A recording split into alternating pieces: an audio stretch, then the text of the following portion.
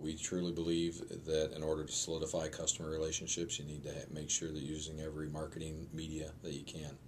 And whether it's blogging, whether it's Twitter, whether it's some yet to be created media presentation technology, you need to be using it. And when we know that as many customers as we have that are using blogs, that have their own Facebook pages, that are using Twitter, and they're talking about financial decisions, they're talking about financial information, and we need to make sure that we're participating in that. We need to make sure that we're out there. If they're seeking information from firms or from individuals with regard to financial products, financial questions, not only is there no reason we shouldn't be there, but there's every reason we should be there.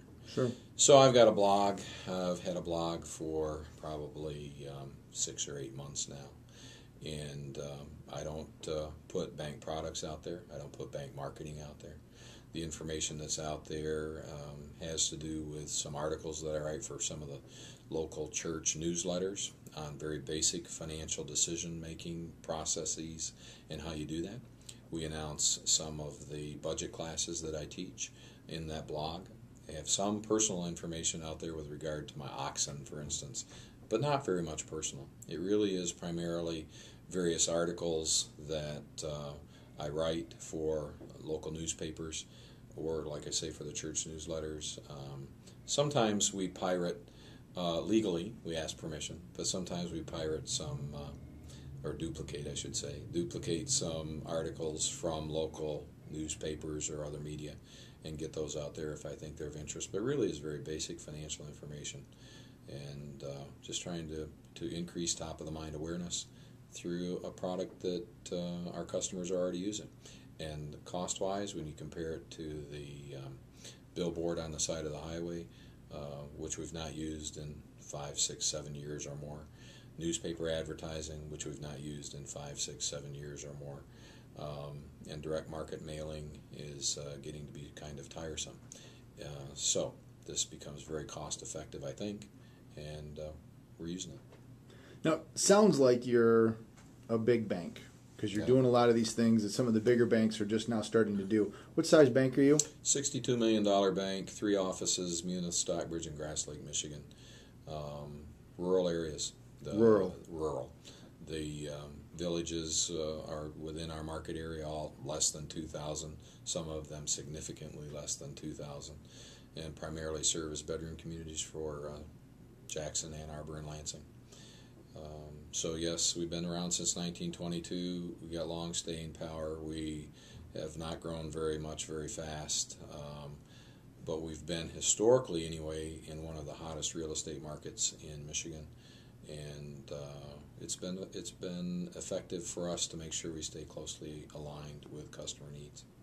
So what do you say to a banker that doesn't think that they're in a big metropolitan area, my customers aren't internet savvy, they're not going to read a blog, they're not going to care? I mean, do you find that? I mean, do you get comments from people about, hey, I read your blog, good ideas? Do you need to be in a high-tech area for something like this to work and get the message out, or? Really, we led ourselves astray with those kinds of comments for years. We delayed putting online banking technology in the bank because we believed specifically that our customers were not technology savvy. We believed that they really preferred to come into the bank and see someone. We believed that they preferred to at least go through the drive-up, if not come into the lobby, and that they really didn't have that much interest in electronic transactions. What we found, however, is when we put online banking availability, when we instituted mobile banking, because we do have that also, when we instituted those issues, we had a certain level and a higher level than we ever expected participate in those products, use those products, actively use those products before we did any more of a rollout other than an email saying, geez, it's available, click on here and see what it's like. We've not had to market it very hard to get up to a critical mass that we think is effective. In fact, mobile banking is a good example. We've not done any formal marketing with it other than email to our online banking customers and a poster hanging on the front of each of our offices with the URL on it. And we've been extremely surprised at the level of use that we've had just with those contacts. So what we're finding is even in a rural community where we've always believed that that the baby boomers were not technologically savvy and preferred to do face-to-face. What we're finding is they are very technologically savvy, and that they prefer this as an addendum to, a complement to the face-to-face relationship, is the ability to access their funds 24/7 and manage their own accounts more effectively. When they want someone to choke, they like to know that I'm sitting here in the office and that they know where I live and that my phone number is not unlisted. And that's a good thing. But when they want to do a transaction quickly and easily, they don't want to come see us, and that's a good thing also. Yeah. So if there's bankers that are on the fence of thinking about, well, okay, maybe I should move forward or should think more, I mean, any words of wisdom as far as how to get started when you decided to do this? What really got you off center, moving in the direction of where you're at now? On the blog specifically? Well, yeah, on the blog. Blog specifically, if it hadn't been for my marketing director pushing me into that, I probably still would not be blogging, but she does not have a banking background. And the reason I have her on staff is to take a perspective that is not bank oriented. There's a risk because she's been with the bank now for 10 years, and she at times begins to think a little bit more like a banker. And that's unfortunate for us bankers, because we are our own worst enemies when it comes to ascertaining what our customer base is looking for. But anyway, back to the blog. You know, Lori pushed me to do that. She does most of the background work on it as far as posting items and keeping track of activity. I just started out putting things I was writing and sending out anyway. As I said earlier, whether it was the local church newsletter, whether it was an article for the paper, whether it was something I was sending to my staff, or whether it was a piece that ended up being a statement stuffer.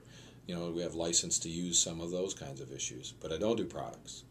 And I don't put items out there that they can see in the newspaper or on the bank website. These are items that have to do with what my philosophy is about finance, what my belief is about parenting and your role as a parent in managing or in teaching your kids how to handle their money. Things like that. It needs to be personal. It needs to be a scenario of how does Craig Goodlock at Farmers State Bank feel about the current regulatory changes that are taking place. I've got articles out there about that. I think that's what folks are looking for when it comes to a blog. They can go to the website and see what our products are. They want to know information that they aren't getting in the typical advertising media.